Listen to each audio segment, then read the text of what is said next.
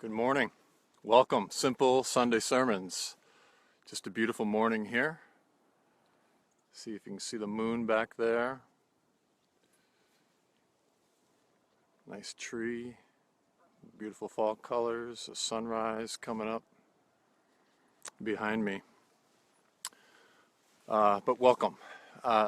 Albert Einstein has a question, and it goes something like this. He says the most important question we can ask is whether we live in a friendly or a hostile universe. And I think that's a good question also for our faith and on our faith journey. This question, it's important to answer this question. Do we believe that God is friendly or hostile towards us? And a way I want to ask that question this morning that I've been reflecting on is, do you honestly believe that God likes you? That God likes you.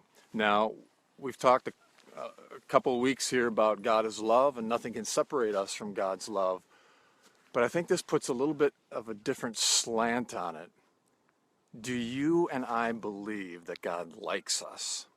God had a big Facebook button in the sky and he could push like when he thinks of you. Would he push it? Do you believe that God likes you? And that just gives a little bit different nuance to relationship with God. I know for people I esteem and really look up to and just sometimes even can't believe that they like me. It's just a wonderful feeling to have. It really a feeling of warmth and fondness and love. So when I look at Scripture, I think there's hints at this all over Scripture. And when you look at John 15, Jesus mentions us being friends with him 3 times in that chapter. And also throughout the whole life and ministry of Jesus in the Gospels, friend of sinners. And there's this real God that connects with real people in a real way. And there's a fondness that Jesus shows in that relationship. And then this passage from Romans 8, verse 15 through 16. And we had a passage last week about Romans 8. I think I could maybe preach on Romans chapter 8 for the rest of my life. But there's this passage, Romans 8, 15 to 16, that says this, my paraphrase: God did not give us a spirit to live as fearful slaves, but as faith-filled children that cry, Abba, Father. God's Spirit joins with our spirit and affirms that we are God's children. No more dogs coming here this morning. Britta, come on. That we are God's children. So I'd like to share a story, come here, with you this morning that helps me get the nuance of that for my life. It's a story by one of my favorite authors, Brennan Manning. And it goes like this. Brennan had a friend. His name was Ed Farrell. And Ed lived in Detroit. But he would travel to Ireland frequently. Britta, come. And he would go there to see his favorite uncle. And so his uncle was having a birthday, his 80th birthday party. So Ed traveled over to Ireland to see his favorite uncle and be with him on that special day.